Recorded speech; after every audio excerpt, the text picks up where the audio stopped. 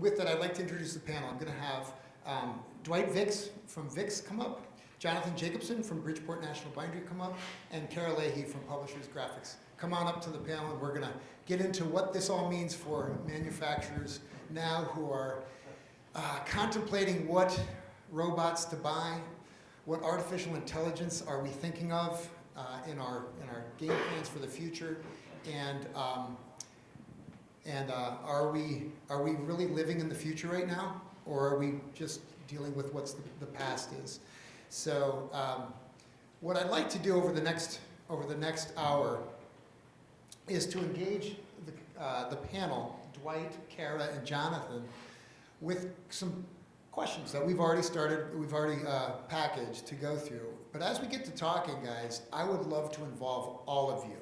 If you have questions, if you have comments as we go through this, I will play the roving reporter and will be certainly happy to have you talk. So lift your hands up. If you make comments, just blurt them out. Then I'll try to get to you with this. But essentially, I want this to be a dialogue because the value that's added in not playing golf on the Monday afternoon of BMI is we're here to learn. And we're here to engage to the degree that I don't know what AI really means to my application of making books, or I don't know what kind of robot I would buy that would replace Bobby in packing. I don't know all that kind of stuff. So this is where we're going to talk about it from a manufacturer's perspective. And before we get going, if you could just take 30 seconds and say what your company does, where its origin is. Are you geographically, but also like offset, digital? Give a little quick update so the audience knows who you are and what you do.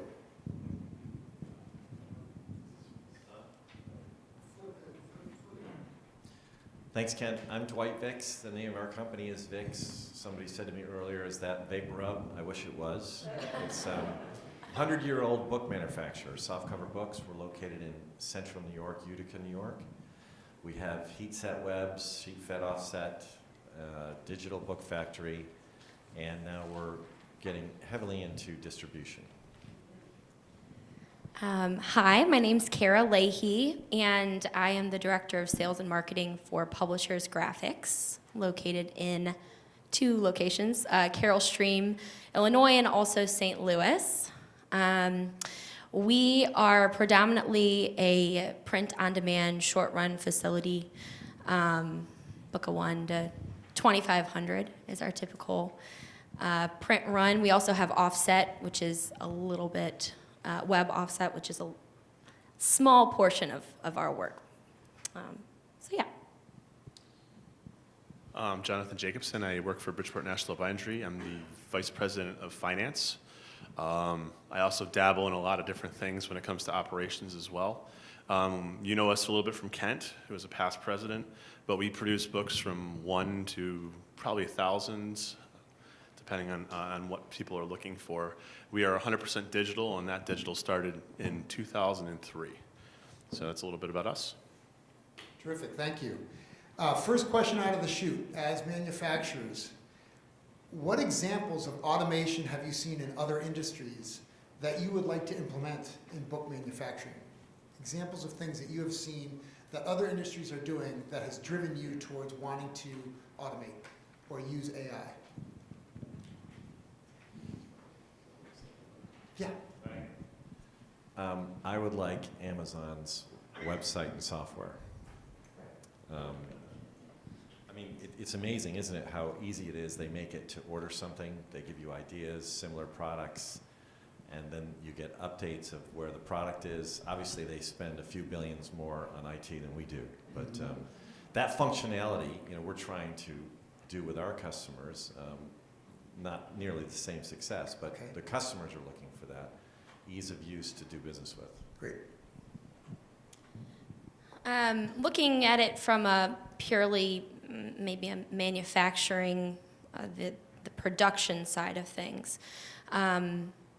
it would be great to have some sort of maybe higher level automation happening with actually packaging and shipping the books. It was interesting to see Nick Ott, his video that he put up, because that's an area of our production that I think myself and others within our organization think that we need to optimize, especially packaging. considering like, you know, all of the different, you have to have, you know, Amazon has specific things, specific requirements with their packaging. And, you know, if we're shipping to any other DC, there's specific requirements for that as well. So maybe having some kind of automated process for palletizing where the system would know and understand what those requirements are for that specific DC, and then it would be less manpower and having to palletize to specific specifications set by the DCs. Now, is this all in like a large order where you're doing, say, 100 boxes that are shipping out, or are these all individual boxes? Well, it could be. It depends on, again, like for instance, for Amazon, we may get from one of our customers 700 ISBNs at different quantities that are going, you know, all in one palletized shipment on a Friday. And every single one of those boxes and every single pallet has to be inspected and has to be, you know, the packaging and the labeling has to be put on correctly by the human, because right now we're manual. We don't have any kind of machine that's doing this packaging for us. So that's a lot of time and that's a lot of effort in making sure that you're in compliance, specifically if we're shipping to these distribution centers. So having that scenario where he ran out of the box, he has to walk a football field down to get the other box and bring it back. And not That's only not go too- get it, put it together. Yeah, put it together. And make sure that your labels are on the correct, you know, right, left hand with only 1/4 of an inch, Yep, you know, yep. up from the, it would take the guesswork out, and So does every label get put on every box the exact same way? it depends on the customer, and it depends Okay. on the customer's specifications. What about the applier of that label? The Do they put it applier on of the that same- label has to know, Okay, right? So Okay. that it would take the guesswork out. So if you're Got it. looking at like the lean portion of it, defects, movement, motion, I mean, that would really help that end of production for us. So we still have a lot of very manual operations in our facility, I'm sure as most people do. One of the things that we did was we were analyzing and going through our lean course that we worked with Massachusetts on was the movement, the extraneous movement of individuals throughout our facility. We did a mapping study where we saw where all the different people went, and it was just a jumbled mess. And so one of the things that I've tried to stress with others in our executive team is how do we take out extraneous movement from our operations? In other words, how do we keep someone who's working on a value-added process where they are and still working efficiently on that value-added process, as opposed to delivering something or talking or any number of other things that human beings do when they move around a facility. And so we were lucky enough to go recently to the show called Automate, which I would suggest to anyone who's interested in robotics to go to, and see some of the movement technologies that bring things from one place to another without human intervention.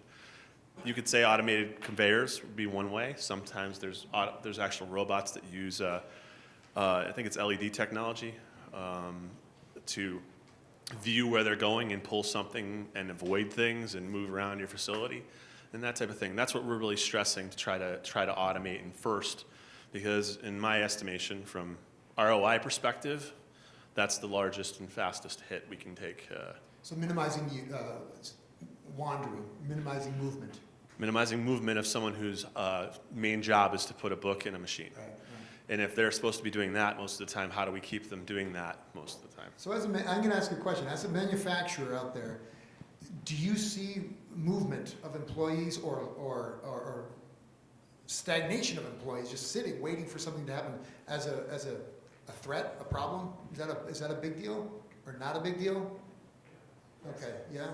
Because that's when we went to this show with robotics, it was very apparent that the automotive industry has led when I asked this question about what areas, examples of automation, the automotive industry is really where it has started most and has had most application. And it's fascinating that the number one area in automation was to make sure that people stayed on task. The time on task was really what was driving so much of our learning and was driving so much of what automation was. This morning, I don't know if you caught Dr. Noel Reese's part about how Uber is using supply and demand to get the person close to you quick enough so you can get picked up quick. That's the exact kind of thing that we're talking about in an automated environment. And how do we do that? So therefore, if you've looked at things in different areas, what, if any, areas have you started to implement or have thought about implementing first in a book manufacturing environment?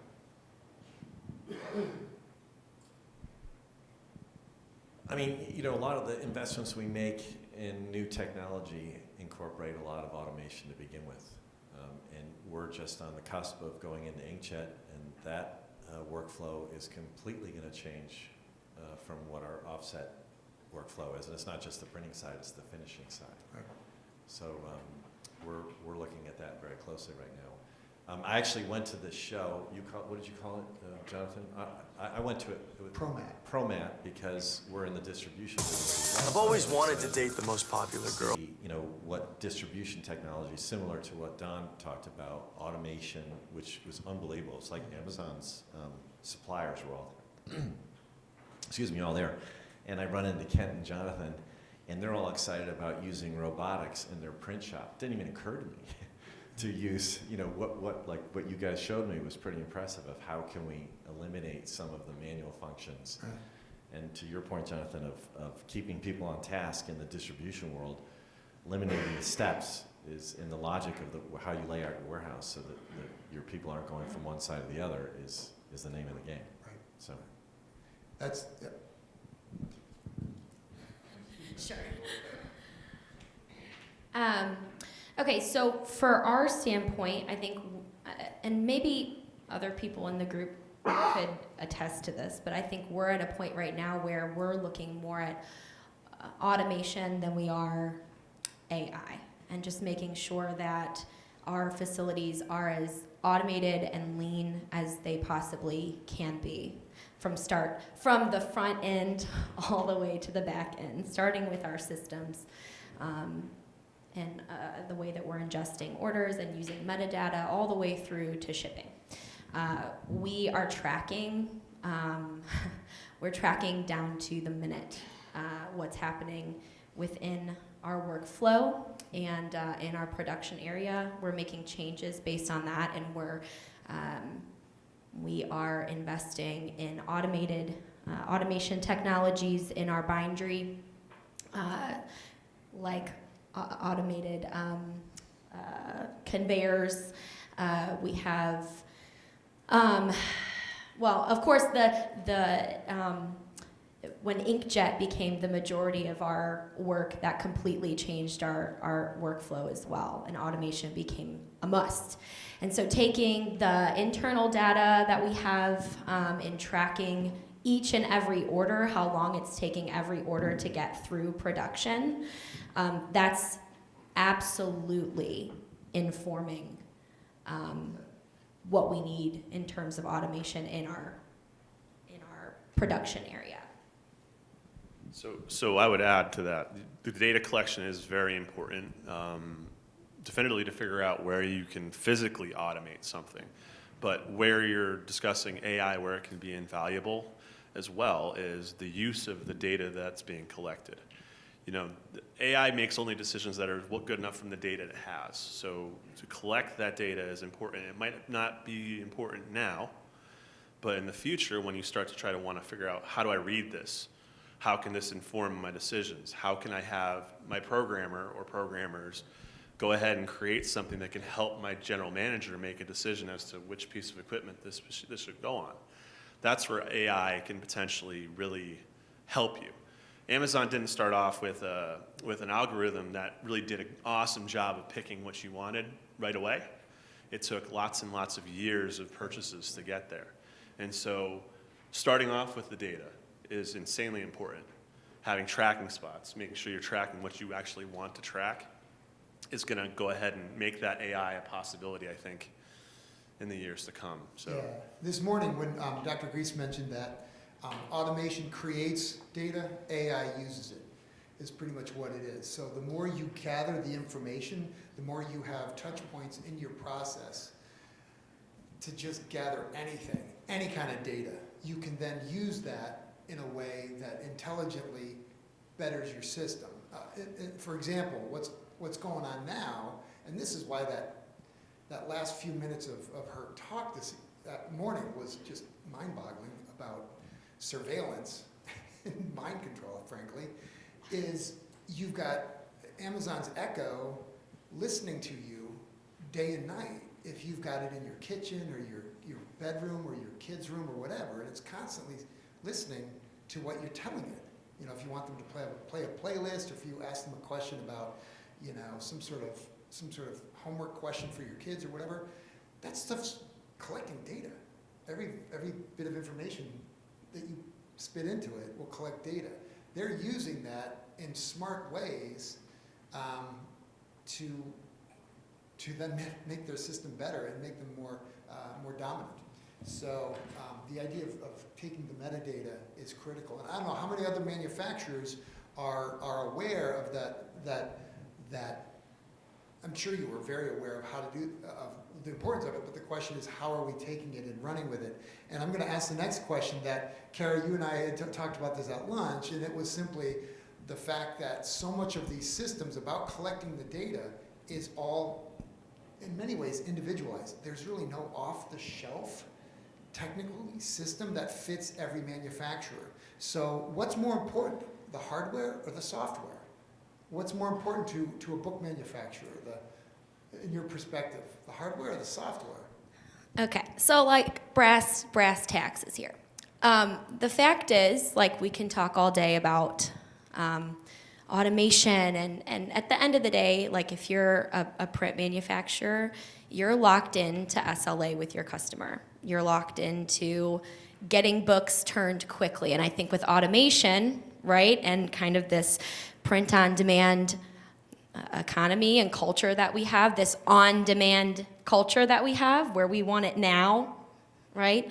There's this expectation that all print manufacturers are lean, and that they're intaking metadata and orders seamlessly, and that all of the files are print ready, and everything is good to go, and there should be no problem turning work in 2 days. Or faster. Or faster, 2 or 3 days. Side note, and hopefully this is appropriate, I don't know.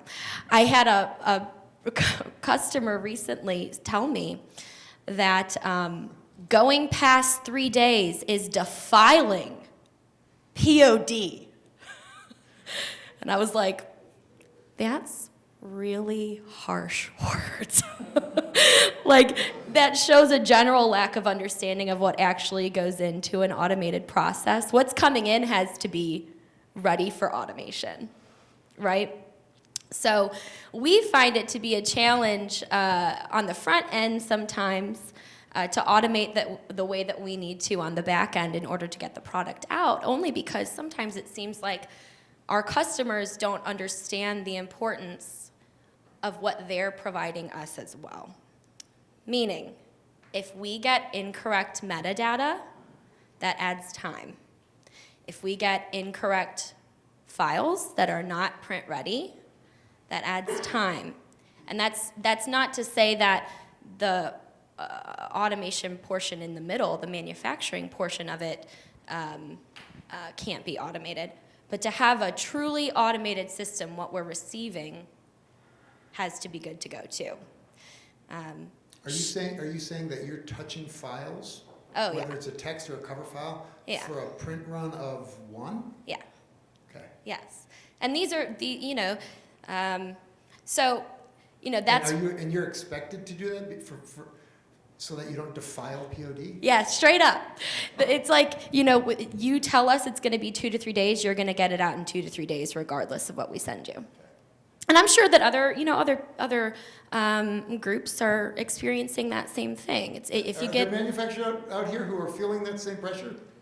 Yeah. it has to be, it has to be 2 to 3 days. It has to be 5 days, regardless of what we send you. So automation and that, quick manufacturing only works insofar, in my opinion, as the partnership and the understanding of what's coming in and what's good to go out. Got it. So on that, with regards to the gateway into your system, or John, I'll pick on you, the gateway into our system, do we have to touch every order? Or can we touch every order? I would imagine all of manufacturers here, in some ways, unless you started becoming a manufacturer today, brand new, and you have a blank slate and you can create something, all of us to some degree have legacy. All of us to some degree have been serving customers for a while, and we have to take their orders in and translate them to our system. I'm pretty sure that's pretty much how we have to operate. So how do we try to automate that to the degree that we're able to do a print on demand or get something quickly out the door? So I'll answer that, and I'll also add where I think AI could work there too. Okay, great. All right. So right now we take in files in many different ways. We have developers on staff, which I'm sure many of you guys do, because I think it's a necessity in the world we're in now, because every customer wants it done a specific way, or their own way, a specific way. So they want XML done their way, and you always have to set something else up. And that might change on a fly and not be told to you necessarily, and that's where your metadata problems come in. Or, so we have the XML feed, we have print talk feeds, we have text files that come in, we have Excel sheets, we have phone calls, emails, all the different types of ways to get that data in there, and you have to have a system that figures out a way to sort that data. And one of the things that we've been working on is how do we translate that data as it's coming in into an actual production process that exists in our facility. And that's one of the things that we've really tried to figure out how to do, because the lack of that has caused many different spokes of production to come about that have made things much more difficult. So the idea that you can filter into a singular group the information from multiple different customers is something where we really feel strongly that that's the future of print-on-demand development that way. Just to go quickly in the thought process I have for AI is, as you have things come in from different customers, an artificial intelligence can read a file, and it can understand what's in a file, and it can help to start make its own decisions on what that file has in it. And as more customers come into you, you can actually use the data you have before to influence the data you're having from other customers. And it can say, okay, well, I know I've seen this before, I'm gonna put this here. I've seen this before. So in other words, your integrations become easier with an AI structure. That's where you can potentially use that AI idea even further. Not something that we have at Bridgeport National Bindery, I wish we had that type of thing, because it would make the integrations a lot quicker than the 4 to 6 weeks that we might end up with now. But it is something that automation type and that automation style could influence in the future with the right type of developers and with the right type of customers. One of the things that and I'm sure you've all been following, that I think dovetails on that is, how many of you have been paying attention to media over the last couple of years and what's going on, particularly in the cable/streaming area? Obviously, those who are parents of young children or who just love entertainment, Disney is one of those companies that you just look at and say, my gosh, these guys they're in so many different places. But what have they been doing on the sidelines for the last 10 years probably, is just gathering assets. Buying companies, getting content. It's all about content. Meanwhile, there's a startup that started back in 2002 called Netflix with a CD subscription. How many of you guys, or DVD? How many of you guys got DVDs for Netflix back when they were 50 cents and you put them in the mail? Yeah, wow. I wish I invested back then, right? So they have been taking their content and using, again, the same kind of algorithms where, hey, you viewed this, you'll want to view that. You've watched this, you'll want to watch that. But the one thing that's frustrating about Netflix for me is, I want to watch that, but it's not there. Wish it was there. It's kind of like going into a bookstore and not being able to find a book, or going to a library and not being able to find a library. What happens if the world's content is available somewhere and all you have to do is access it and get it printed? How are we going to manufacture all that? So basically, video content goes directly, it's streamed. Audio content is streamed.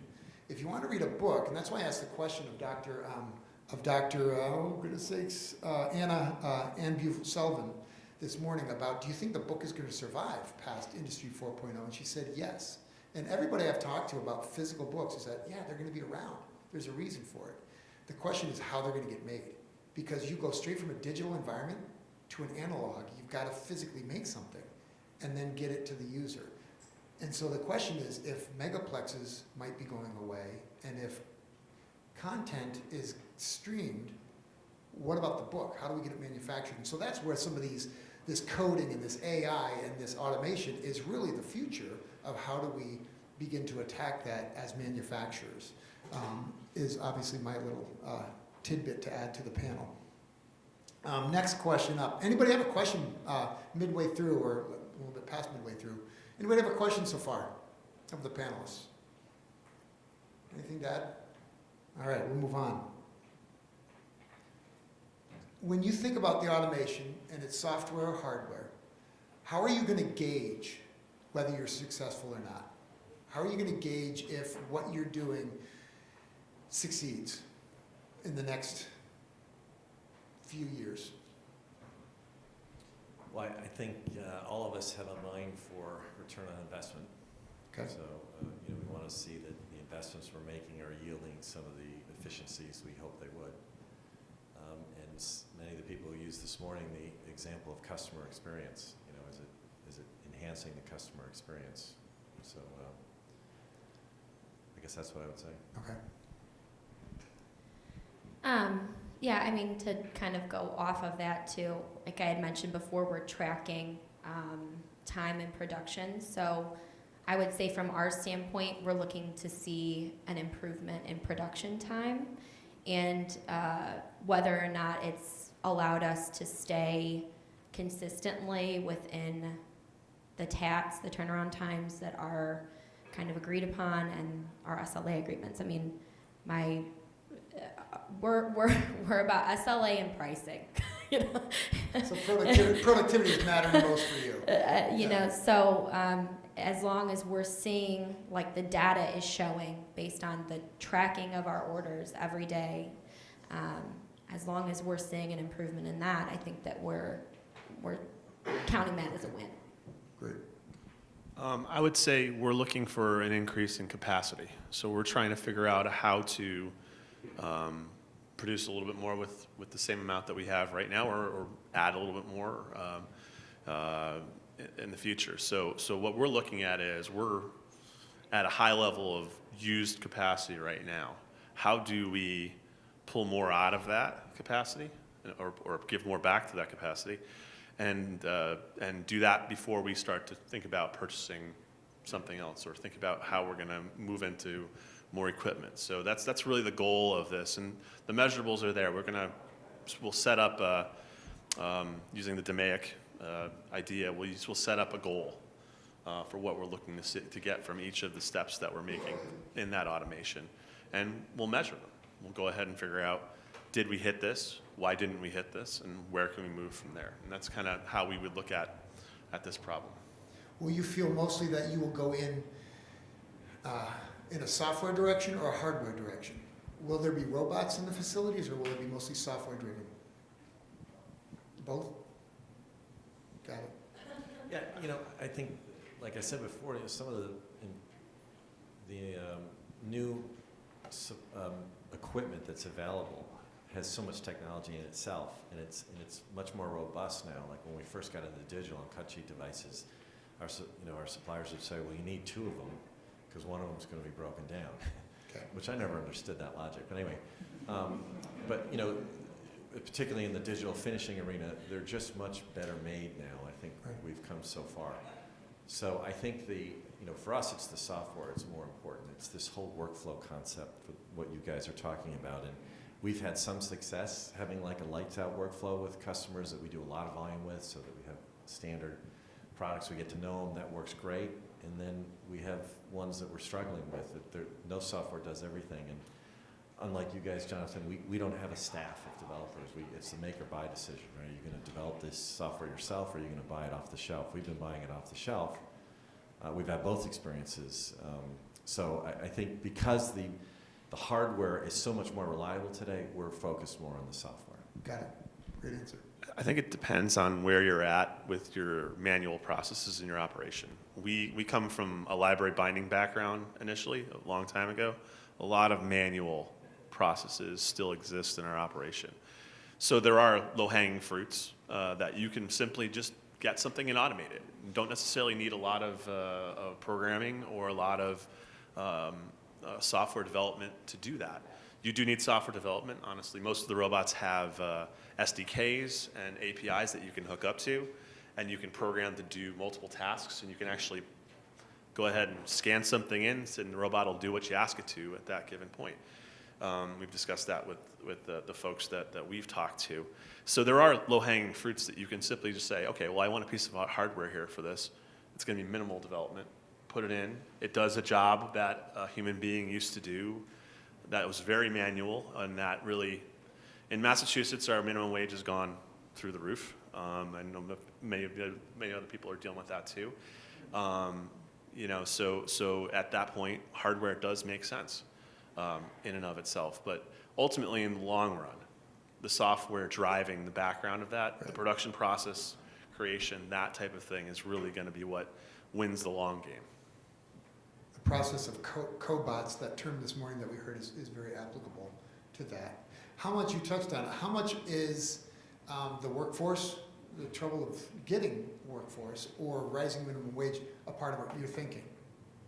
And what's driving this? So let me just say one thing about automation, though, because we're all talking about automation and AI, which is crazy. But Michael Hammer wrote Re-Engineering the Corporation. You might have read it. It came out a little while ago. But his point was obliterate, then automate.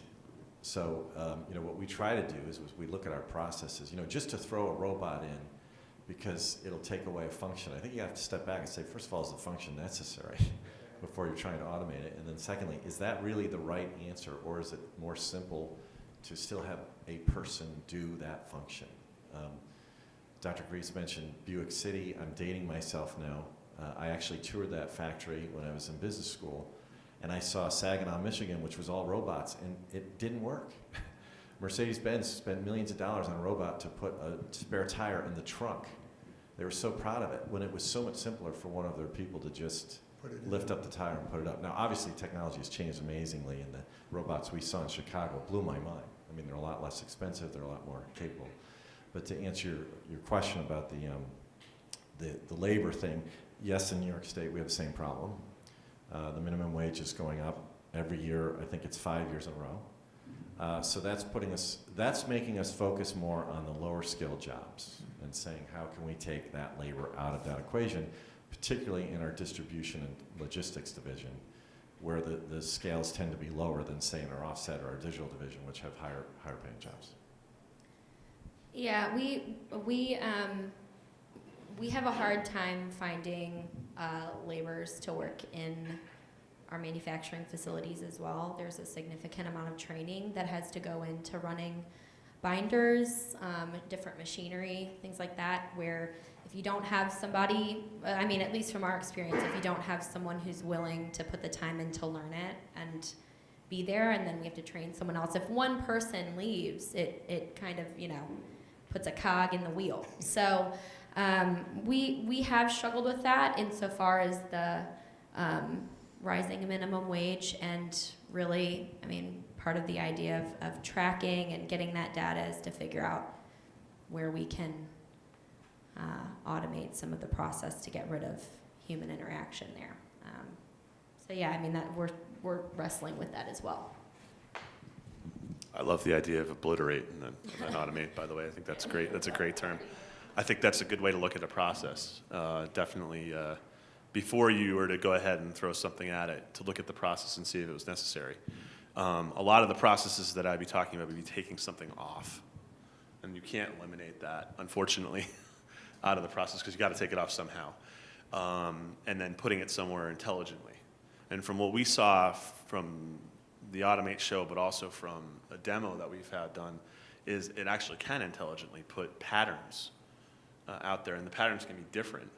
And it can almost, and this is the decrease in technology, I think, for the last bit of time, it can do it with a pretty soft touch, which is impressive with the book. It's one of the things that I found very interesting when I saw them doing it, was I thought there's no way they're going to be able to touch this book and not hurt it. Because when you look at a paperback with a matte laminate, scuffing, that's pretty easy. And these robots have a pretty soft touch, which was an impressive thing. I thought they were going to fail that test, Right.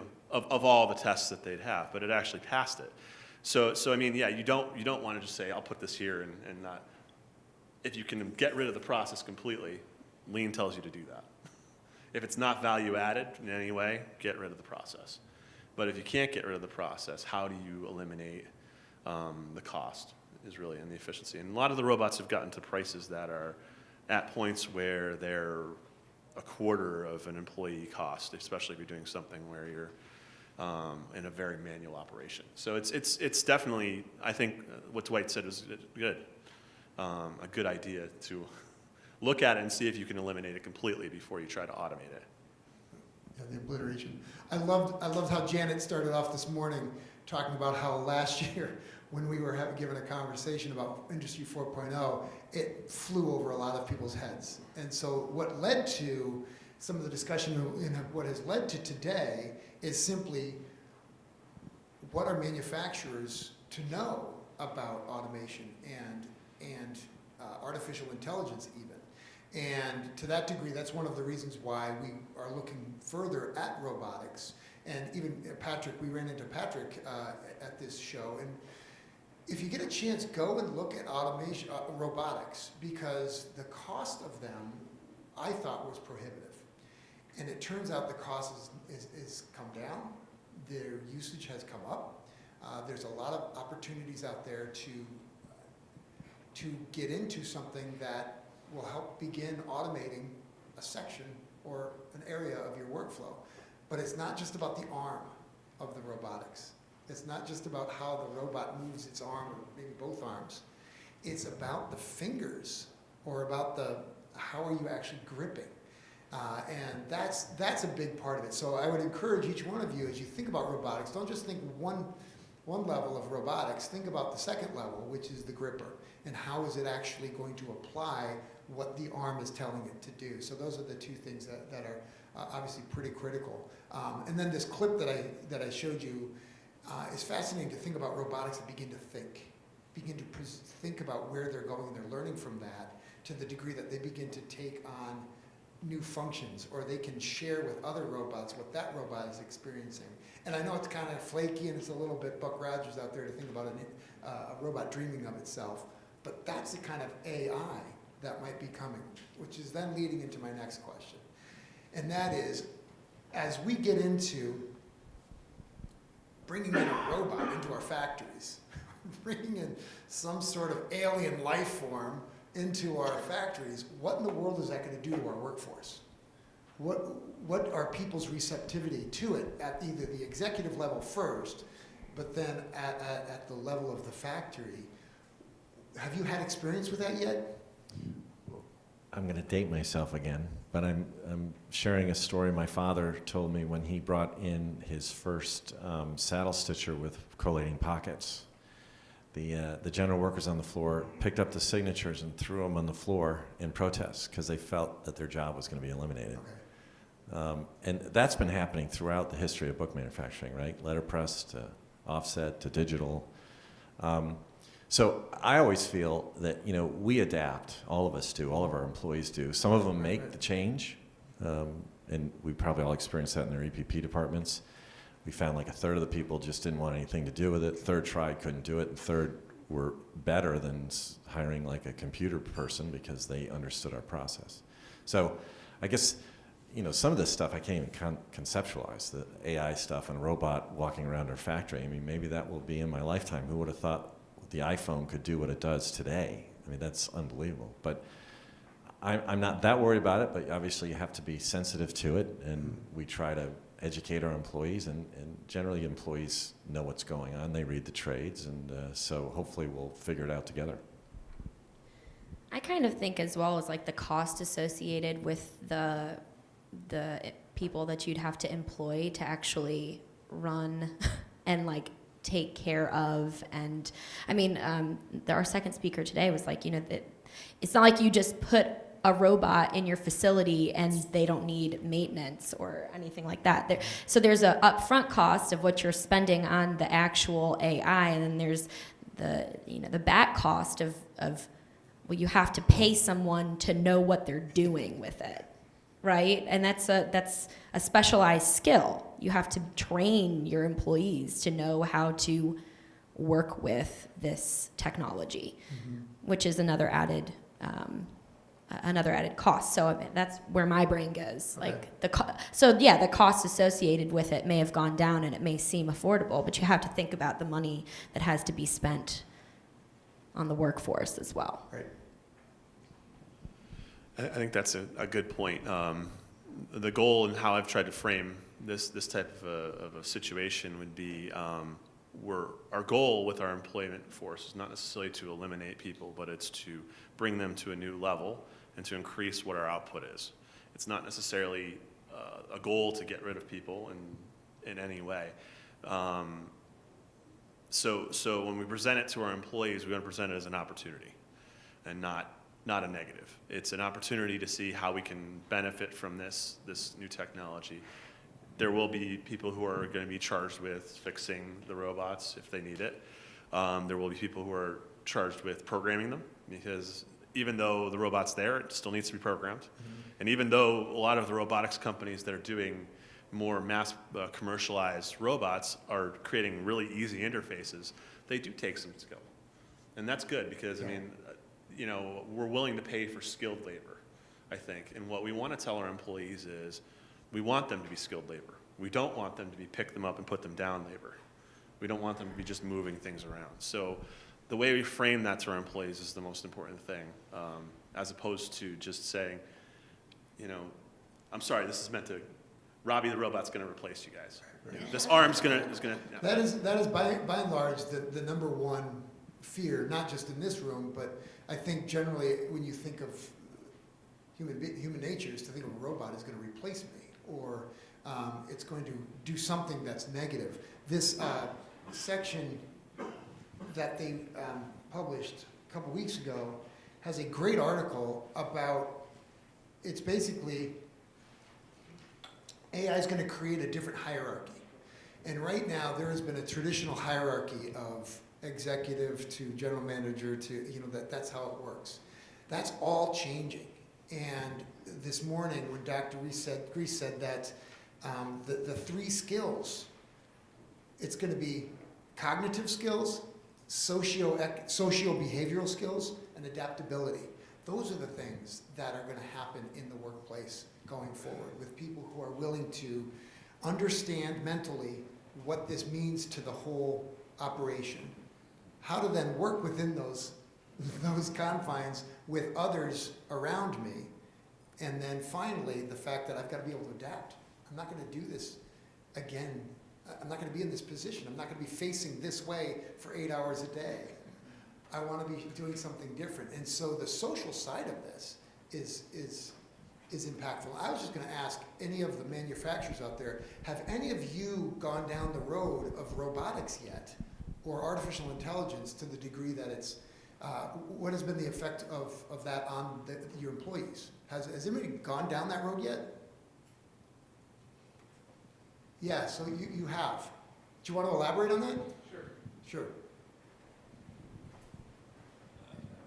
So probably most people don't know me. My name is Byron Lucky. I'm from Friesens Corporation in Altona, Manitoba, Canada. So there are a few of us Canadians here. But we like. Pardon me? Thanks for coming. You're welcome. Part of robotics started with us in 2003. That's the first time we actually got in an arm, and the idea was we would have robotics look at putting cartons onto skids instead of having people do it. And we actually just removed it last week. So we're moving some equipment around. It's not going to make the transition, but we've been with it for about 15 years. It was very well accepted. You know, it wasn't something that, you know, our staff, you know, they didn't strive and gear their career for. Some of them would put books in boxes. So it was a relatively easy transition for us to say, you know, we're going to migrate you to a new position in the company, and it's worked well, but its time is coming So on. it's basically repetitive motion. Very repetitive You said, motion. okay, this is going to solve repetitive motion. Yeah. Yeah. And you talked a little bit about you know, intuitiveness with the software. That's one of the things that it was just horrible on. I'm sure at the time it was cutting edge, but you know, once you have thousands and thousands and thousands of programs inside the machine that somebody has to learn for the different patterns on different skids, on different cartons, it just became a little bit too much. I have full confidence that the new robotics, you know, are going to be quite a bit better than what we have. I think it's fascinating. Thank you, Brian. I think it's fascinating how the more you find out about artificial intelligence, and the more you find that of what it can do, the more I realize how happy I am to be human. Because seriously, I mean, I'm not a cockroach, and that sounded good. It's amazing what our human brains can do. It's amazing what we're capable of doing as workers. But most importantly, and I think this is what this clip on Lo and Behold, and I would encourage you, honestly, to watch that documentary, Lo and Behold. It is fascinating, the history of the internet and how it developed, why it developed. And this is what I want to conclude with, is essentially, how many of you knew 12 years ago what this would do to our life? If I knew 12 years ago what this might do to me, I might not want to go down that road, right? But it's unavoidable. I have to live there. I have to be in that. I have to be in that environment, and it's very analogous to what we're doing in our manufacturing. We can't put our heads in the sand and say, I don't want to be involved in this. But it's going to be some sort of combination of what we always do, but we've got to reach out and do new things and try new things. So it's going to be dependent on what our attitudes are towards it. The last thing I want to ask along those lines is, what do you fear about book manufacturing and automation going forward? And fear meaning, what concerns you most about what it's going to do to your businesses and our businesses? Well, first of all, there's a lot of books we used to produce that don't exist anymore. So that's a bummer. But I think to answer the question about what do we fear the most, I think for a company our size, Quad isn't here, so I'll use them, okay? We're not as big as Quad. That might shock people. We have to be very careful about our bets.